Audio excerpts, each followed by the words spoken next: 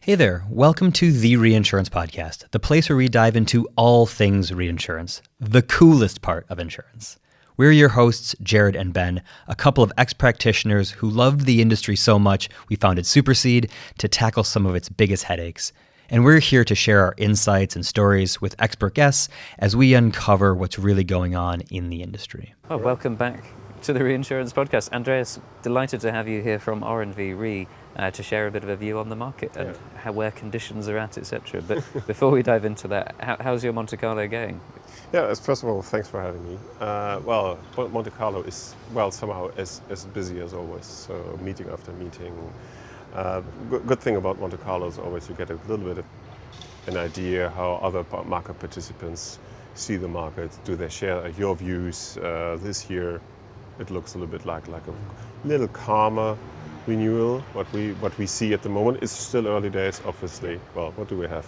Beginning of September, so the big hurricane season is in front of us. Yeah, but looks quite orderly. Yeah, that makes sense. You mentioned, I guess, hearing all the different views. Are they quite different views around the market, or is everybody still biding their time? There will always be different views. Yeah. That is for sure. I guess what is very important is not to get caught too much in the major headlines. Is the market going up, going down, or being flat? I guess it's extremely important to distinguish between several markets, both regionally, but also per line of business. So there are lines of business that are really more in a phase where it's going up. Yeah. So it's getting harder. To name aviation was one of them. Yeah, absolutely. But what we see in the headlines is pretty much nat cat driven. On the nat cat side, we come from a reasonably high pricing level over the last 2 years, so it had to be expected that there may be a little bit of, let's say, market correction, but I do not see a drop or something. Yeah, no, it's interesting. We saw the ratings agencies give their commentary, and you had, I think, Fitch was saying deteriorating, but it's not really deteriorating, it's just slightly less good than last year. And similarly, Best said it's still positive because it's just a good market, even though there might be some drop in property. Did you share that view? Or? Yeah, in a way. Yeah. What we have to look at is a little bit what's happening on a risk environment basis. So how are the risks developing? We have the tariff discussion. We have inflation in place. The accumulation of risk is starting. Not to name global warming, which brought us to a much higher level of normal nat cat years. Yeah.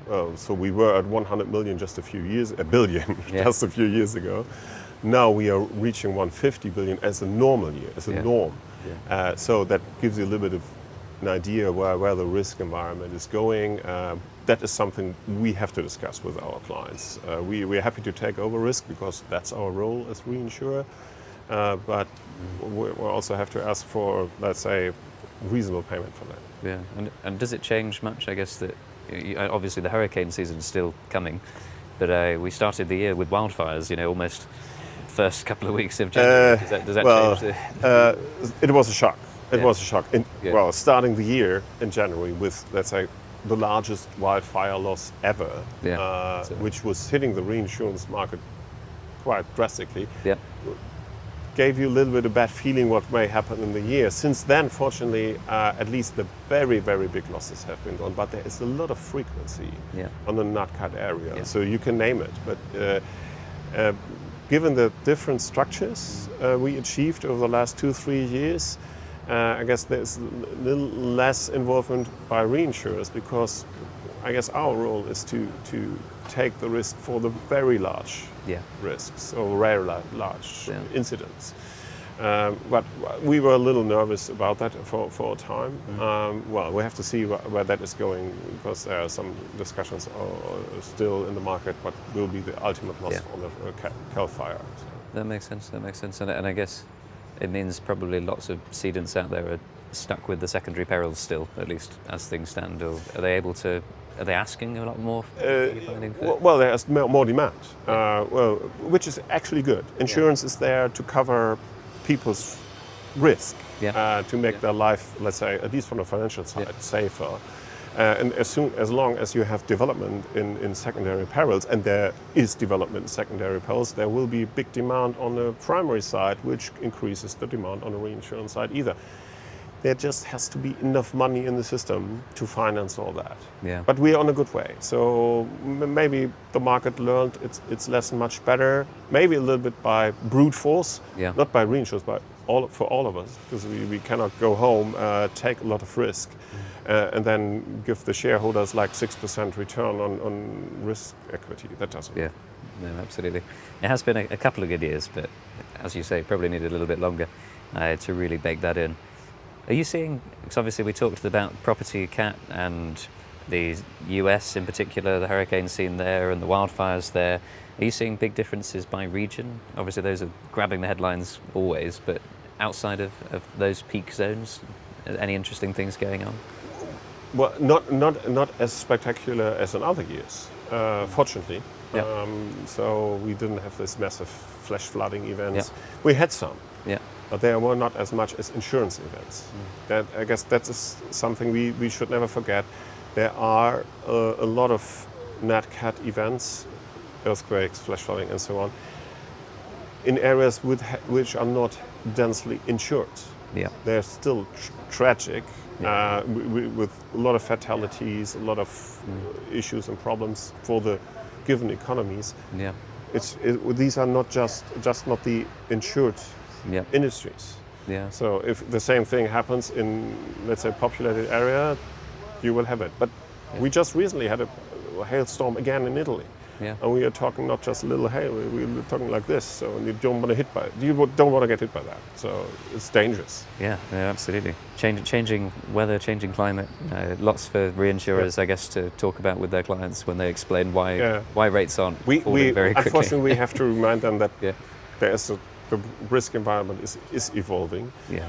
So therefore, we'll be maybe ready to talk about price correction, but we may potentially not be as ready to go back to structures we had in the past. Makes sense. So attachment points holding firm and terms and conditions staying where they are, would you say? Largely? To make it very, very simplistic, yes. Yeah, excellent. That seems like a very strong note to end on, maybe. But any thoughts before we wrap up on how the next 12 months might shape out? What are you excited about or interested to watch?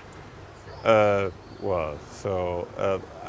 would be excited to see that our industry sees the value in itself. So we have a very important product. We are super important for all economies, for lives of people.